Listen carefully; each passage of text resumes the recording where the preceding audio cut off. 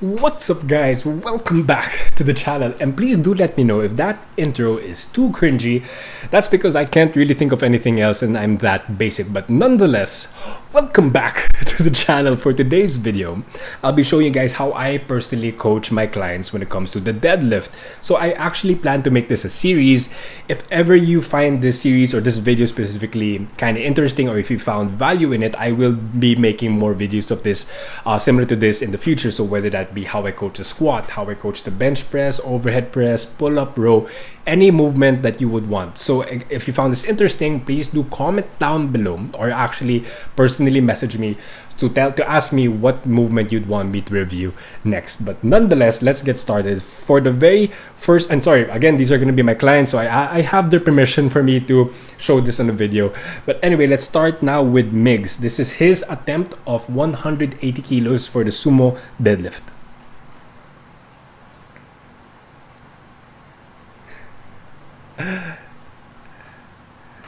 All right, so we all saw that he got it, but was it the cleanest? No, it really wasn't. And he was actually messaging me when this was happening. We were messaging each other on Telegram, letting each other know what you feel, or like what cues that he had to make, what adjustments he had to make. And if we were to watch that again in slow-mo, or like in step by step, so we can see that setup wise, so example, he's doing the old school, or like, not sure if this is old school or new school, scooping method. So wherein he starts off with his hips kind of high, and to help him get into better position so that he is, a more efficient position to be in, he actually scoops his hips down. So I personally do this as well, and I think this is a good one. How he did it was pretty good, but he actually overdid it, because when he actually scooped, you can see that motion actually pushed the bar forward. So you can see this motion. We'd never, sorry, it looks really silly, sorry, I'm that mature. But anyway, so as you can see this, because of him shooting his hips, and again, this is only one factor. There are many factors when it comes to what happened in this rep. But because his shins were, what do you call this, accidentally pushed the bar forward. Actually, no, let's draw on it so that things are a little more interesting. What we saw in his movement, let's go rewind. We can see that the bar actually traveled forward.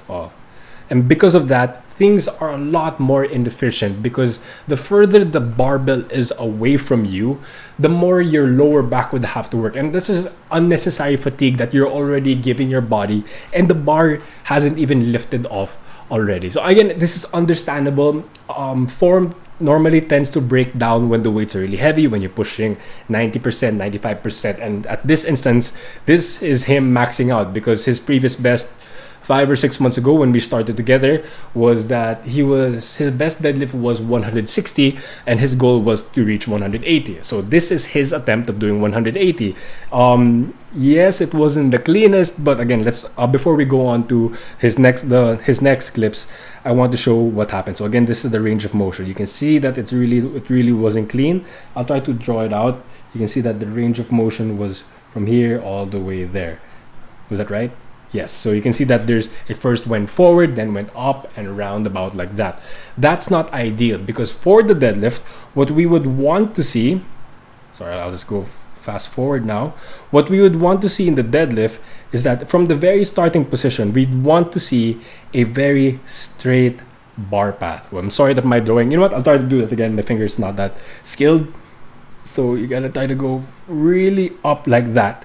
For the deadlift specifically, the range of motion that we would want to see is a perfectly vertical path. That's going to ensure that there's a lot less power leakage or energy leaks, whatever phrase that you would want, and to make sure that all the effort that you're giving in, all the effort that you're actually executing, directly contributes to the bar going up, because that's what you want. You want the bar to go up as efficiently as possible. If the bar were to sway forward or swing forward, as we saw a while ago, that's just energy being wasted. So that's why it was a lot harder than it had to be. Again, it's understandable. A lot of people tend to have their form break down when it's in the heavier weights. So it's an understandable thing. But now let's watch his attempt at 185. There we go. Yes, it is not the best deadlift in the world, but it is significantly better compared to his what do you call this 180 attempt a while ago at 5 kilos less. So again, the first clip that you guys watched was 180, but I personally knew, because of course I've been coaching him, I knew that he had 185 in the tank. He just, kind of had a slight mess up in the 180. Despite that, I knew that he was able to get 185, and as a coach, and like our relationship, like we were able to talk to each other. Like he really wanted to get 185. Because I mean, of course, our initial goal was 180. But if you're on meet day or max out day, and you can see that you're almost there, you do have to ask yourself the question if you think that you can actually handle that slight increase, or you might want to back off. So we had that conversation.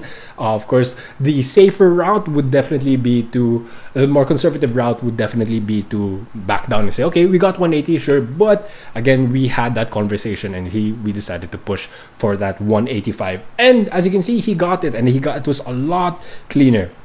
Now let's actually rewind and review it. Let's check out the bar path. I'm gonna bring it slowly forward.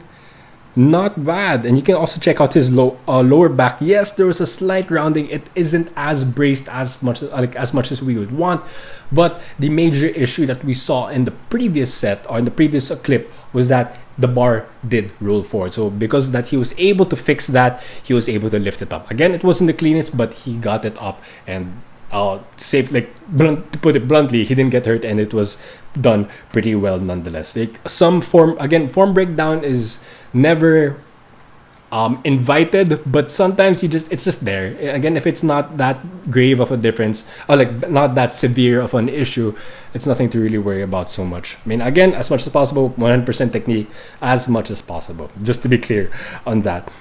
Because if that bar rolled forward similar to the first clip, I can almost guarantee that he wouldn't be able to do it, because obviously he was fatigued already there from the bad 180. If he were to mimic that same technique with the 185, that's a fat chance that he was gonna get the 185. But nonetheless, because he was able to push for it, he got the 185. Not the cleanest, but he made that first. He addressed the biggest issue at that time, which is the bar rolling forward. So the next few clips are going to be of my client Sabina. You can see her here that she is actually going to be doing the conventional deadlift, but for this is her transitioning into the conventional deadlift, because for like a few months she was into the sumo deadlift, but because of hip issues, we've decided to now transition fully into the conventional deadlift. This is the more comfortable movement for her.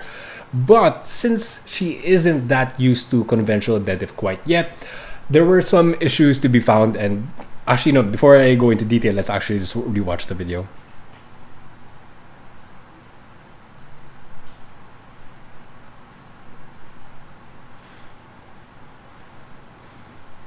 All right, okay.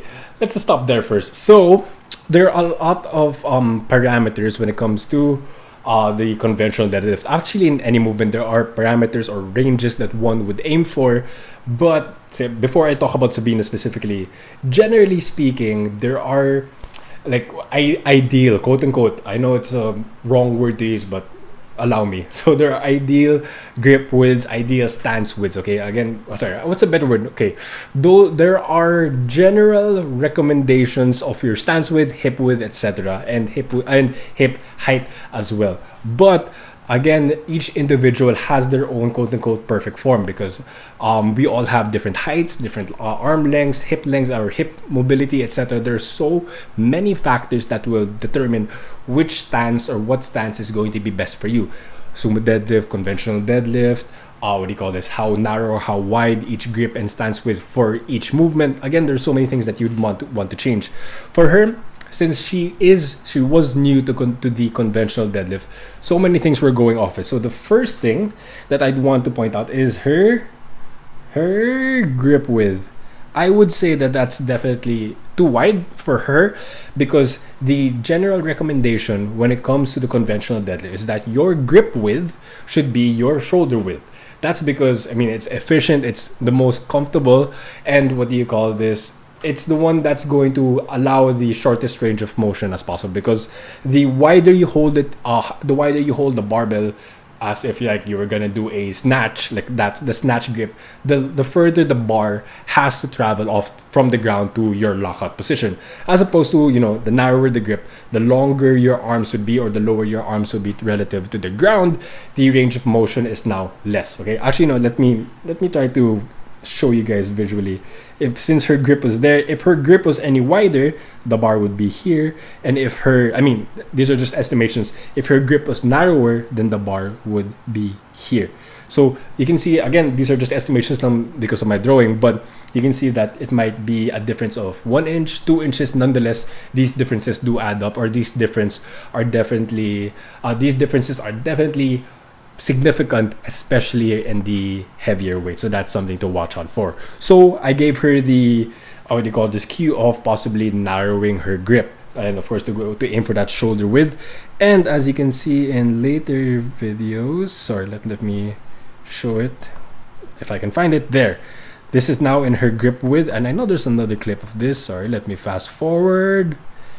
Yes, there we go. This is the better one, wherein her grip width is now, what do you call this, shoulder width apart. So that's the more efficient position to be in. But as you can see, even despite her, mine's coming to a blank, despite her adjusting her grip already, and she did tell me right away, like when we were messaging, that it did feel easier. But if you were to watch this video as well, you will know that it's still not the best deadlift. So she made that necessary adjustment, but the next one that she has to think of now is to avoid this. And it's a very small movement, but we want her to caving in with her knees, because similar to what we talked about with Migs' deadlift a while ago, this is just an energy leak. And again, this is not, to be clear, this is not it's not as bad or as grave as what Migs' issue a while ago was. This is very minor and this is easily fixable, but you can see that this is something that she does have to be more consistent, and there are many ways to go about this to fix that. You can say many approaches. One can say, oh, she's probably not gripping the ground down with her feet so much, that's why her tension's not there, that's why her knees are wobbling. Or maybe one can say, oh, maybe her glutes aren't as strong, so you'd have to really strengthen that. We'd have to isolate that so that her glutes are a lot more secured, engaged, in other words, so that her knees are secure. Or maybe there's just a completely technical thing that she just isn't mindful of it at all. So there's a lot of things. So this is only this video was taken like a week or so ago, so we still have to make some fixes. But at least now, because of that adjustment from a wider to a narrower grip width, things felt immediately better. Is it the best deadlift is this the best deadlift technique of hers so far? Absolutely not. She can still get better, but it is already better than when it started. But before I move forward to the third and final deadlift clip that I'll be reviewing for you guys, let me take a sip of coffee.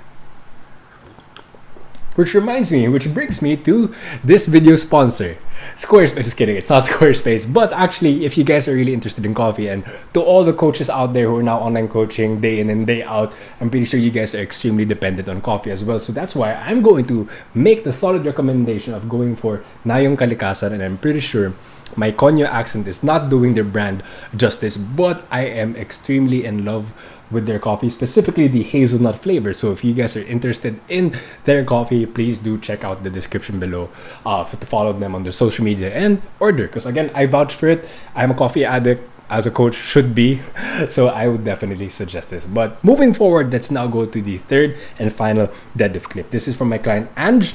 This is her deadlifting in the best gym in the Philippines, Kinetics Lab, represent. Okay, let's before we review it, let me play it. All right, you know what? Let's rewind it. Let's see. Let's watch it once again. Let's watch it once again. All right, and you know what? Let's watch it again, but now in slow-mo. Oof. Oof. Okay. So as you can see, I think the issue is really apparent in this video. You can see that from here, this is the setup that she had. Grip width is fine, stance width is fine, hip height is fine as well, torso angle is good, head position. A lot of the key setup factors are pretty set already, so really good. But you can see this from here, having tension, she suddenly jerks the bar. So you can see 0 tension to 100% tension already. That's not how we would want her to do the deadlift for the most part. Again, there are different recommendations for different people, but for somebody who was relatively new to strength training, specifically like deadlift strength training, I would recommend that the approach that we would go for to start out the rep of a deadlift is more of a push, wherein the formal term is no, sorry, the formal cue would be to pull the slack off. Simply put, what do you call this? That's basically, how can I phrase this? Because pulling the slack, a lot of people don't really understand that cue immediately. What it basically means though is that you'd want to put tension on the bar first. So imagine that the bar is straight. Okay, now you know what? Let me try to draw it. Let's see if I'm creative enough. So you can see that the bar is a straight line. Duh. So before you actually continually lift the bar all the way up, you would want to imagine that you're able to bend the bar. So that's pulling the slack. The slack is where the bar is no longer dead weight on the ground, but now you are actually tensed up with the bar. A simple way, like a meathead way or layman way of phrasing it is, imagine that you're going to push a little and then push a lot more. So it's not one big explosive push. And again, I know that method works for some people, but as I mentioned a while ago, for most people, it's probably not how we would want to go about things. So that's again the simple way to phrase it is lift it a little and then lift it a lot. But of course, this is not a full-on deadlift tutorial, but the first step you'd want to do in a deadlift, whether it be the conventional or the sumo deadlift, is to have in your mind, have the intent of pushing the ground away from you. So as I mentioned a while ago, again and again, push a little and then push a lot. That's the simple way of putting it, how to pull up the deadlift, how to start the deadlift. But what she did was, let's play it again. Let's play. Okay, come on. Boom. She didn't pull the slack off. She just wanted to lift it right away.